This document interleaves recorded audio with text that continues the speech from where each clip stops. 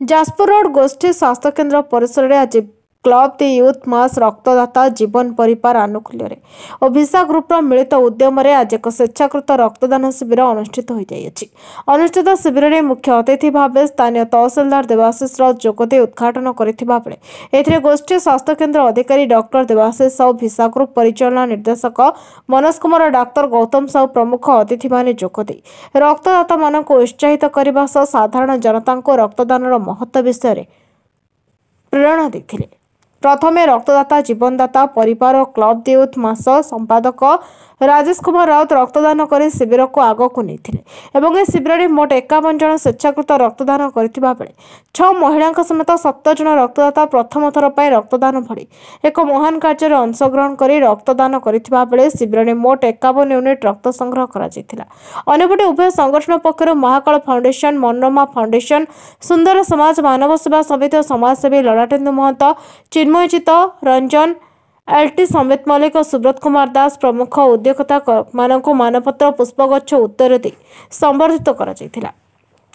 अनुष्ठित रक्तदान शिविर में सभापति प्रकाश जेना मनोज दास आलोक महांती संतोष राउत बाबू पात्र रघुनाथ पत्र धनंजय बेहरा चंदन जेना आदित्य खुंटिया ललित माधव दास अजित परिडा श्रीकांत साहू दिलीप साहू पीतवास पात्र प्रदीप साहू अजय दास प्रमुख सदस्य माने उपस्थित रही कार्यक्रम को सफल करथिले। मो नाम सुब्रत कुमार दास घर बैतन रोड बरुंडई जो ब्लड डोनेशन अनुभव मो 19 वर्ष जो मत 19 वर्ष होता मुझे ब्लड देवा आरंभ कली अद्यावधि मो 53 एटा को लगे 54 थर है ब्लड दान रक्तदान टाक जे पवित्र काम से कथा तो पक्ष कथा कि आम प्रकृत मौलिक कर्तव्य प्रत्येक व्यक्ति मौलिक कर्तव्य खाली जीव माने मनीष नुहति पशु पक्षी समस्त को रक्तदान करवाटा ही आम मौलिक कर्तव्य जेहेतु भगवान आमको से प्रकृति अवस्था रखिंट आम प्रकृतिर दायित्व नेवा दरकार। मुझे यही आह्वान करुच्ची से माने निजको केबे भी माने जो भय गोटे मन में भय रोचे आम रक्त देदेले आमर ये किए कौन सेमती किसी ना प्रति 3 मास थे रक्त देले नूतन रक्तकणिका सृष्टि हुए शरीर में सब जिन भल हुए स्वास्थ्य ठीक रहे तेणुक से ता व्यतिरेक कौन हुए ना समाज मंगल कामना हुए कहार जीवन टी आम बंचे पारती से उद्देश्य से आह्वान करुच्ची प्रत्येक व्यक्ति प्रत्येक युव बंधु सब अगभर आग्रह भर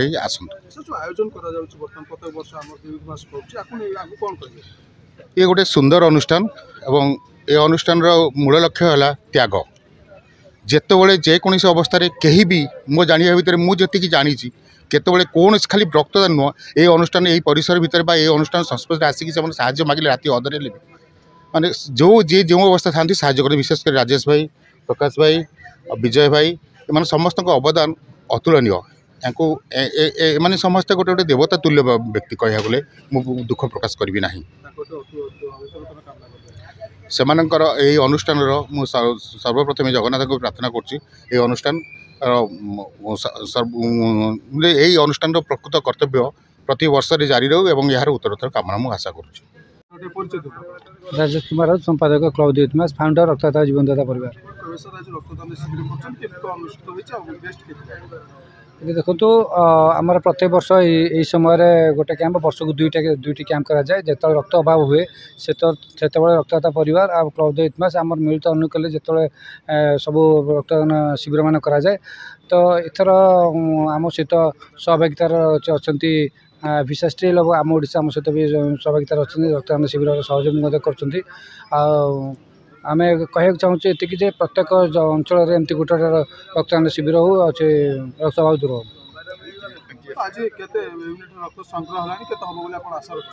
हाँ जे प्रत्येक दिन आम 2 ରୁ 3ଟି लेखे रेगुलर ब्लड डोनेट करूँ तेणुक आम